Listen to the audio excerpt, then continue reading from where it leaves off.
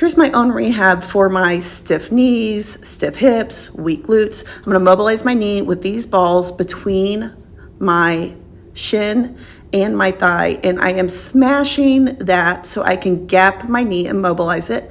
And it doesn't hurt, it's just tight. So I'm kind of holding it and gapping that joint. I'm going to do both sides because I have very stiff knees on both sides. I am then going to use the same balls but take one out and actually do myofascial work on my proximal hamstring tendon. But let me show you another way to do a knee mobilization and kneeling if you can tolerate it. So once I do the other one, I do well with this. Once again, I'm gapping that joint. I'm kind of leaning back into it. I am warming up my tissues and I am mobilizing myself. So here's that myofascial release I was talking about, proximal hamstring tendon. And I am not going to cause myself pain, but I am being cautious and kind of just rolling that ball on my grumpy, tight, painful, facilitated tissues. I'm kind of moving my hip around, moving my leg around, kind of doing a little windshield wiper action. And I honestly find that when I do this prep work before I do my glute med strengthening, I do better.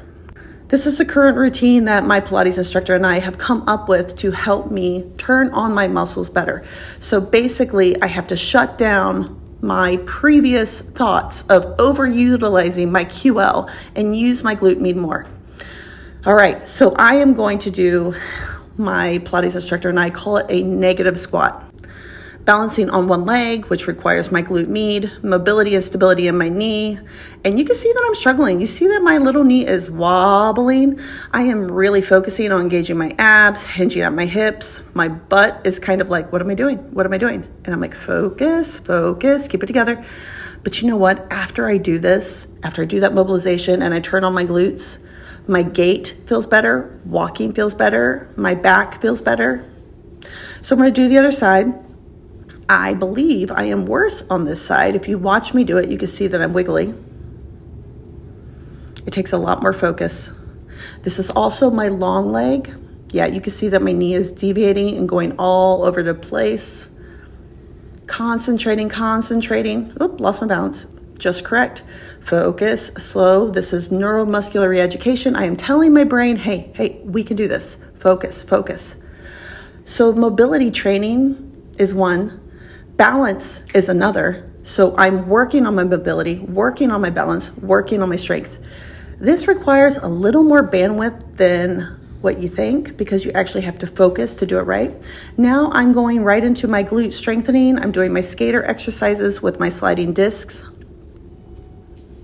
I'm going to go out to the side, back, and forward.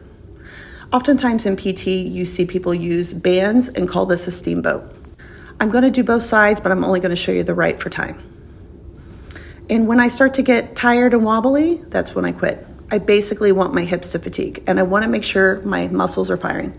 Next, I'm going to mobilize my thoracic spine because my thoracic spine is always stiff, and I'm going to do some of my diastasis recti ab work. But first, I mobilize. I'm going to fulcrum my thoracic spine over this foam roll. I don't think I need to hear a pop. I don't need a pop. I'm just gently mobilizing myself into extension because we live in a forward bent, hunched kind of situation. Almost all my women need this. This will take care of tech neck. This will take care of that horrible hump that you're getting on the back of your neck from working a desk job.